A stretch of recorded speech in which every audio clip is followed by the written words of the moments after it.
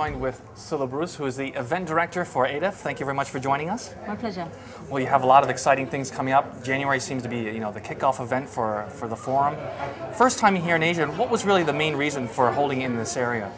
Well, we were looking, having run ADEN International Development Forum in Washington, D.C. and in Geneva for many years, we wanted to do something much more regional and operational. So the choice was really between Africa and Asia. And because of the entrepreneurial spirit that's happening in Asia at the moment, the fact that there is such openness and such opportunity for business to partner with the UN government and the NGO sectors, Asia seemed like the place, and Bangkok is a real operational hub, so we came here. Well, when you're looking at relief, you're looking at development, there's such very large areas in them on themselves. You were mentioning things like procurement, logistics, transportation, health. I mean, it runs the gamut. I mean, anything that you need to really get a community, getting a country going on its feet again.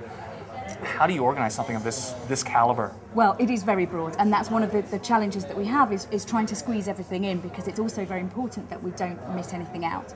What we do is talk to organisations like UN OCHA, UNDP, the Red Cross, who are also looking at such broad topics, and we try and make sure we cover things on a small scale so that the discussions can then continue. So ADEF is about making the partnerships, and the conversations that lead on from that means it can be covered in more In your presentation, you were mentioning, especially one key part of the forum itself was having the local businesses, the local people being able to join and be able to learn and exchange ideas with us.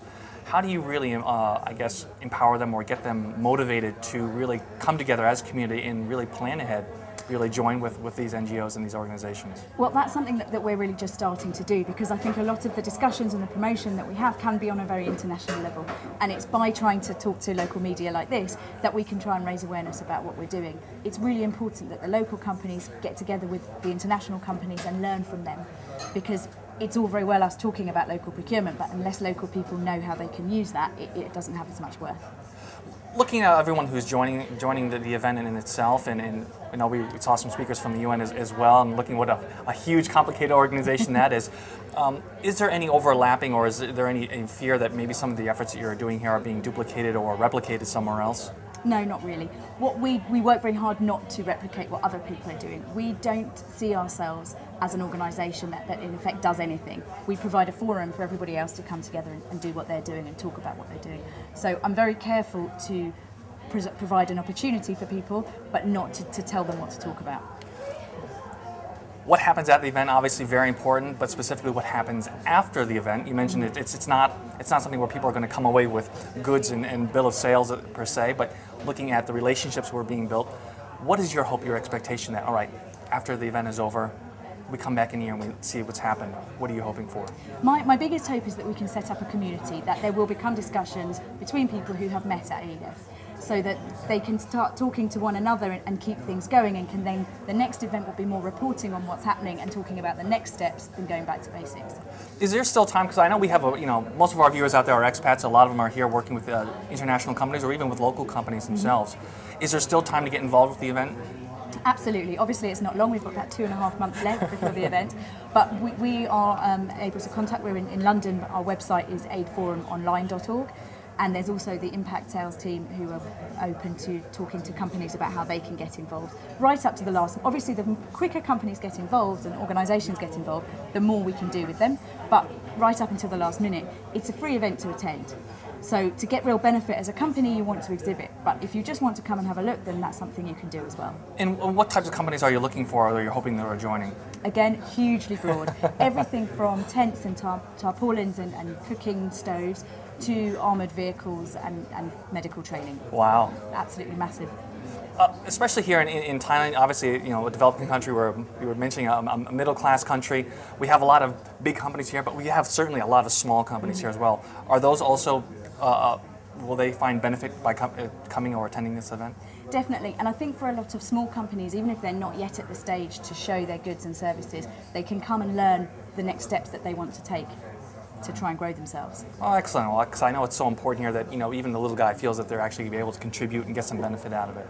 Exactly, and what's very important is that the big procurement managers aren't so interested in the big guys anymore, because they know them. The target audience are really interested in the little guys. Well, looking back, you mentioned you've already had events in Geneva. You had them in the US as well. can you give us some insight? How successful were those? I know we saw in the presentation absolute phenomenal attendance. Yes, Washington DC is very successful. It built slowly. We found it far more open in Washington DC than in Geneva to have the event, and it's feeling already very open here in Asia Pacific and in Bangkok. So I hope that will go well. But in DC, it's felt like a real tipping point where I've spent years chasing these organisations. They're now coming to me and asking how we can partner. So that has been a real change. Well, do you think this will be something, looking as, because this is more of an Asia Pacific centric event this year, that this will be something which will continue on in the future? That's the plan. The plan is to continue with our Washington DC event on an annual basis and to add the Bangkok event annually as well, so that we have the two. Well, it makes sense since the two areas are so diverse, so different, and there's a lot of needs which are actually geocentric for those areas. Exactly, and realistically, while we say that the Washington DC event is very international, it focuses mostly on Africa, whereas over here is where we can give real attention to Asian issues. One last question. Obviously, the big talk, especially here in Thailand, is looking ahead towards the ASEAN Economic Community and hopefully bringing down some of the borders, especially the trade borders and also the personnel borders that are within the region. Do you think this was something that will also be able to help ADEF as well? I hope so, yes, and that's something we're talking to ASEAN, asking them to come and discuss that at ADEF, because I think there is an understanding of where it's going, but a lack of clarity about how that's going to happen. And if we can provide a forum for discussion of that, I think a lot of the small guys, the big guys, can really understand what's happening on an economic level, which will help what's happening in aid and relief.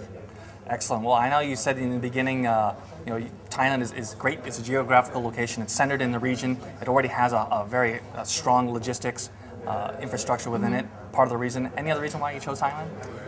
Everybody likes to come to Thailand in January. That is, in all honesty, another great reason, because when people travel a long way, we want to give them a reason. And also, it's an opportunity for them to meet with people at ADEF, but with other organisations that they would like to see as well. Absolutely. Well, thank you very much for joining us. We look very much forward to it. Just for one last time, in case you didn't miss it, the dates and location. It's the 30th and 31st of January at the Impact Conference Centre just outside of Bangkok. Wonderful. Well, thank you very much. We look forward to it. Thank you.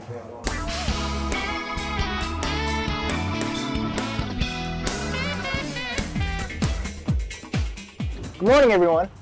I decided to open a coffee shop, and there's so many different markets and locations around Thailand, I couldn't decide where to be. So I decided to put my coffee shop on wheels. Now, if you like my idea and you want to learn more about it, stay tuned and we'll find out some more. With us today is Kun Pitaya Thanadamnomsak, who is the Managing Director of DFM Mini Truck Thailand Company Limited. Sawadee krap, Kun Pitaya. Now, your company, DFM, you have brought in these mini trucks from China. Yes. And you've taken them and added a new concept called the mobile business. Right, what is the background behind this concept? Basically, the main idea is that the strong point of our brand is that the vehicle doesn't cost too much. It only costs 285,000 baht to own it, and basically to hire purchase it, the monthly payment is only about 4,000 baht a month. Okay. So the idea is how to make the profit from that 4,000 baht a month fixed cost. Right, so basically the idea of the mobile business is we put the business on wheels and then put a franchise on it, and then instead of paying a fixed cost of renting a place that will cost you 20,000 or more a month, and with electricity fee and all this decoration fee, we just put the entire thing on the truck, and as opposed to paying the rent, we'd be paying the monthly installment for the car and the gasoline fee, which is we use alternate energy on DFM automobile, and the monthly more cheaper. Yes, so the monthly gas payment is only about 3,000 baht. So instead of paying 20,000 fixed cost, you're paying 7,000 fixed cost, and that's not too much. That's not too much to make a profit on. So behind us here, we have a couple examples of some of these mobile business trucks. Where do you do the interior design and everything? Actually, we have a partner in doing the rooftop for us.